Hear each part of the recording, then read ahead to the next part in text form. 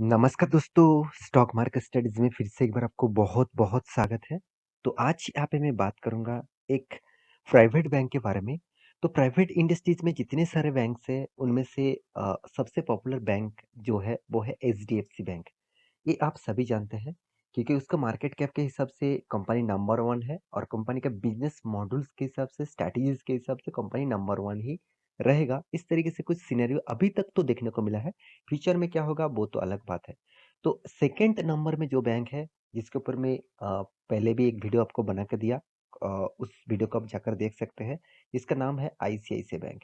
तो उसके बाद जो बैंक के नाम के बारे में बात करूंगा, जो आज का जो टॉपिक है हमारा, वो है कोटक महिंद्रा बैंक। तो कोटक महिंद्रा बैंक के बारे में आज बात करूंगा क्योंकि इंडिया के थर्ड लार्जेस्ट बैंकिंग है, साथ ही साथ 3.77 लाख करोड़ का मार्केट कैप है। इतना बड़ा कंपनी है। तो इस कंपनी में खासियत क्या है? इस कंपनी में क्यों निवेश करना चाहिए? क्यों इस तरीके से कंपनीज के ऊपर फ्यूचर में आपको ग्रोथ ऑफ पोटेंशियल ज़्यादा देखने को मिलेगा और परसेंटेज ऑफ रिटर्न्स भी बहुत शानदार देखने को मिलेगा। तो चलो मैं उसी के बारे में डिस्कस करूंगा, तो वीडियो को लास्ट तक जरूर देखना और अभी तक आपने इस चैनल को सब्सक्राइब नहीं किया तो जरूर सब्सक्राइब कर लेना क्योंकि कुछ daily basis stock market information update चाहिए तो इस चैनल के ऊपर बने रहिए। तो चलो देख लेते हैं आज के स्टॉक के बारे में। तो कंपनी की डिटेल्स के बारे में बात करूँ तो कंपनी का जो परफॉर्मेंस है अभी 2000 के नीचे चल रहा है इस कंपनी। और साथ ही साथ कंपनी का जो परफॉर्मेंस आप देखेंगे तो कंपनी का मार्केट कैप से हिसाब से 2.77 लाख करोड़ का मार्केट कैप है। तो कंपनी कितने बड़े हैं वो तो आपको पता चल ही गया है। तो कंपनी के रेशियोज के बारे में बात करूंगा तो कंपनी के सबसे जो इम्पोर्टेंस पॉइंट है, जो मुझे सबसे ज़्यादा अच्छा लगता है इस कंपनी का, वो है कंपनी का कैपिटल एडुकेसी रेशियो। मतलब इसको शॉर्ट फॉर्म में बोला जाता है CAR। तो कैपिटल एडुकेसी रेशियो क्या होते हैं? मेरे जितने सारे पुराना सब्सक्राइबर है उनको पता है क्योंकि मैं हर बैंकिंग के बारे में जब बात करता हूँ तो इस पॉइंट को आपके सामने जरूर रखता हूँ। फिर भी मैं आपको बता देता हूँ कि कैपिटल एडुकेसी रेशियो क्या होते हैं। मान के चलिए बैंक के पास कितने पैसे है, उस पैसे से बैंक ने क्या किया। मान के चलिए बैंक के पास अभी 100% मतलब 100 रुपीज है। मैं एक एग्जांपल दे रहा हूँ, 100 करोड़ बैंक के पास है। उनमें से बैंक चाहेंगे 100 से 100 करोड़ के ज्यादा से ज्यादा पैसा वो लोन के हिसाब से दूसरों को बांटेंगे। तो अगर वो ज्यादा पैसा लोन के हिसाब से बांट देंगे तो बैंक के अगर लोन टाइम टू टाइम उठा नहीं पाएंगे और जितने सारे लोगों ने बैंक के अंदर पैसे रखे हुए हैं, अगर उसको सबको पैसा लेने का जरूरत हो गया तो बैंक कहाँ से वो पैसा देंगे। तो इसीलिए आरबीआई ने एक पॉलिसी लेके आया। मिनिमम आपको 9% के ऊपर आपका हाथ में कैश होना चाहिए। मान के चलिए आपके पास 100% पैसा है, मतलब 100 रुपीज है, उनमें से 9% पैसा आपके बैंक अकाउंट में, मतलब बैंक के पास होना चाहिए क्योंकि उस बैंक के जो पैसे हैं उस पैसे को ट्रांजेक्शन के हिसाब से कंटिन्यूअसली आपको लोगों को पैसा मेंटेन करना होगा। तो ये जो परसेंट है 23% है, मतलब अच्छा खासा यहाँ पे पैसा बैंक के पास है। नेट इंटरेस्ट मार्जिन 5% है और साथ ही साथ मतलब इंटरेस्ट जो मार्जिन है 5% है, अच्छी बात है। ग्रॉस एनपीए 2.3% है। सबसे जो बेस्ट पॉइंट मुझे लगा वो है नेट एनपीए। एनपीए का मतलब नॉन परफॉर्मिंग एसेट होता है। तो इसका परसेंटेज 6.60 है, एक बेस्ट लेवल में है। एचडीएफसी बैंक, आईसीआईसीआई बैंक, इस सारे बैंक्स का डिटेल्स भी इसी तरीके से देखने को मिलेगा। अभी कंपनी का फाइनेंशियल रिजल्ट किस तरीके से हुआ, चलो वो मैं आपको दिखा देता हूँ। तो यहाँ पे रिजल्ट के ऊपर आ चुका हूँ, आप देख सकते हैं unaudited consolidated financial result for the period, for the quarter basis. तो कंपनी का जो रिजल्ट हुआ वो करोड़ों में है। तो टोटल कंपनी का जो इनकम है, इनकम कहाँ से आया, इंटरेस्ट से इनकम आया और इन्वेस्टमेंट से इनकम आया। आरबीआई के पास जो पैसा रखे हैं उसके हिसाब से कंपनी का इनकम आया। तो सब कुछ इनकम को जोड़कर टोटल इनकम के बारे में बात करूँ तो 7,500 करोड़ का, पिछली बार था 2,400 करोड़ का।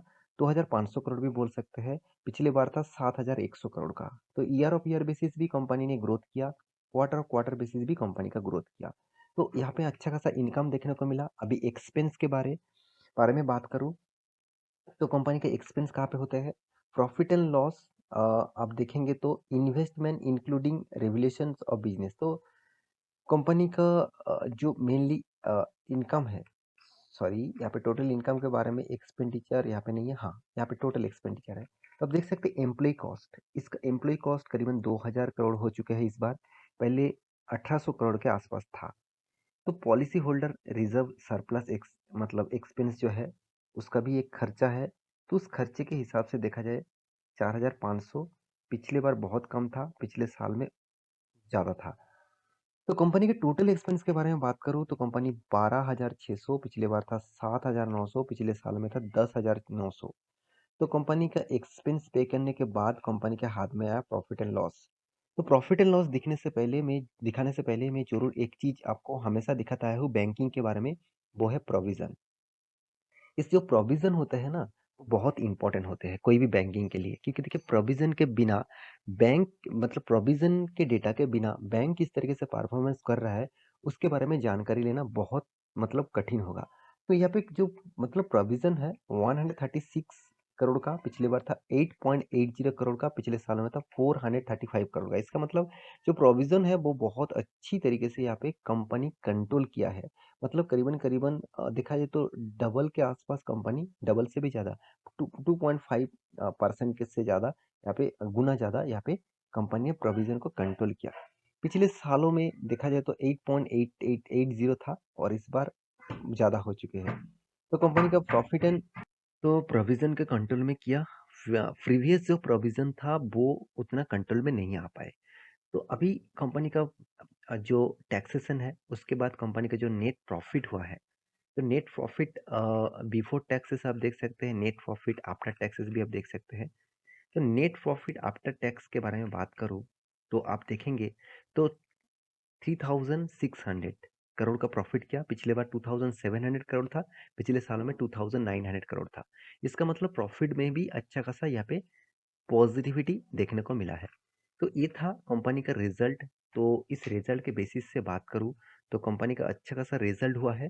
और कंपनी सिर्फ इस बार नहीं, प्रीवियस भी पहले भी कंपनी इस तरीके से रिजल्ट को मेंटेन करते थे। अभी कंपनी का एनपीए दिखा दूं तो एनपीए को कंपनी बहुत अच्छी तरीके से यहाँ पे रिकवरी कर चुके हैं। जैसे आप इसका नेट एनपीए के परसेंटेज देखेंगे तो पिछले सालों में क्या था, पिछले सालों में 1.06 था। मतलब ज़्यादा से ज़्यादा पैसा वो मार्केट से नहीं उठा पा रहे थे। और इस बार कंपनी ने क्या किया, 0.55% है। इसका मतलब अच्छी तरीके से यहाँ पे मार्केट से पैसा कंपनी ने क्या किया, उठा पाए। पिछले बार किया था 0.62% था। तो इसका मतलब आप सोचिए कंपनी का जो परसेंटेज ऑफ ग्रोथ है यहाँ पे आपको अच्छी तरीके से ग्रोथ देखने को मिला है। तो ऑब्वियसली एक पॉजिटिव साइंस है कोई भी कंपनी के लिए। तो नेट परसेंटेज जो है एनपीए का वो कंट्रोल में है। जितना परसेंटेज यहाँ पे कम होगा उतना ही बैंकिंग के लिए खास रहेगा। तो बैंकिंग के बारे में सिर्फ एक ही चीज कहूंगा इस बैंक के बारे में, इस बैंक के ऊपर आपको फोकस होना चाहिए। इसका एंटरप्राइजेस वैल्यूज कितना है, 6.90 लाख करोड़ का। इसका मतलब कंपनी का मार्केट कैप 3,70,75,000 करोड़ के आसपास है, 77,000 करोड़ के आसपास है। तो यहाँ पे एंटरप्राइज वैल्यूज 6,90,000 करोड़ की है, क्योंकि कंपनी खुद के बिजनेस के बाद भी दूसरे बिजनेस के ऊपर भी इन्वेस्टमेंट करके रखे हैं। तो वहां से भी कंपनी का एक अच्छा खासा इनकम जनरेट होता है। तो कंपनी के प्रॉफिट एंड लॉस के बारे में बात करूँ तो हर सालों में नहीं, कंपनी का प्रीवियस क्वार्टर के बारे में बात करूँ तो कंपनी का जो खासियत है, कंपनी पिछले जो क्वार्टर था उस क्वार्टर को बीट करने का हमेशा कोशिश करते हैं। प्रॉफिट एंड लॉस के बारे में बात करूँ तो लगातार लगातार कंपनी का प्रॉफिट ग्रो होता जा रहा है। हर साल में प्रीवियस जो डेटा है, प्रीवियस जो साल का जो प्रॉफिट है उसको बीट कर पा रहा है। कंपनी का रिटर्न ऑफ रेशियोज भी बहुत शानदार है। आप कहेंगे सर 3 साल में तो 6% तक रिटर्न दिया, क्या खास है? ऑब्वियसली आपके बात सही है, फिर भी as a long term investor, as a 10 साल 15 साल 20 साल तक आप निवेश करके रखे हैं तो आपको 20% रिटर्न मिल चुका है। तो इससे बड़ी बात है और क्या हो सकते हैं। तो कंपनी खास है तो इसलिए इंस्टीट्यूशन भी इसके ऊपर टिके हुए हैं। प्रोमोटर के बाद F I S D S public हर कोई इसके ऊपर निवेश करना चाहते हैं। तो टेक्निकली चार्ट पैटर्न के बारे में बात करूँ तो कंपनी का जो ट्रेंड है वो एक ही रेंज बाउंड के ऊपर है और लगातार लगातार हायर हाई बनाते जा रहा है। इसका मतलब कंपनी का जो रेंज बाउंड है वो टोटली अप टेन रेंज है। तो इस तरीके से कंपनी इसके ऊपर आपको ऑब्वियसली लॉन्ग टर्म विजन के लिए सोचना चाहिए। तो टोटल वीडियोस एजुकेशन में हमारे पास में था। तो आपको इस वीडियो अच्छा लगे तो लाइक करना, चैनल को सब्सक्राइब करना। मिलते नेक्स्ट नया स्टॉक लेके, तब तक के लिए अच्छे से रहिए, अपने ख्याल रखिए, बाय बाय।